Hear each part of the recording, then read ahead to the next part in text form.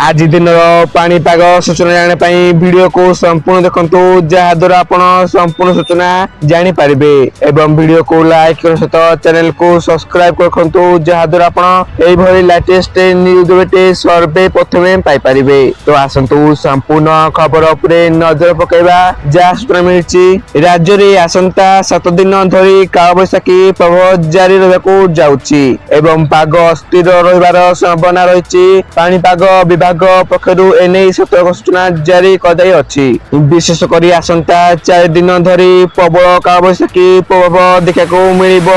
एही समय घड़घड़ी बिजुड़ी सह वर्षा हेबा सह केतेक स्थान रे कुआपथर वर्षा मध्य हेबार आशंका रही अछि। तेणु सेपटे गांगेटी की पश्चिमबंगरु दक्षिण तमिलनाडु पर्यंत एक ट्रफ लाइन ओडिशा माध्यम रे विस्तारित होइथिबारु पाग अस्थिर होई पड़िछि। एहा सहित उत्तर ओडिशा उपरे एक घूर्णिबलय सक्रिय रहिछि जहा कालबैशाखी तीव्रता को बढ़ाइछि। तेणु आसंता 24 घंटा मध्य राज्य रे 27 जिल्ला रे झड़ वर्षा नै अलर्ट जारी कराई अछि। किछि स्थान रे अति प्रबल वर्षा हेबा सहित पवनर वेग सामान्य अधिक रहिबा नै पूर्वानुमान कराई अछि। तेणु अलर्ट कराई अछि।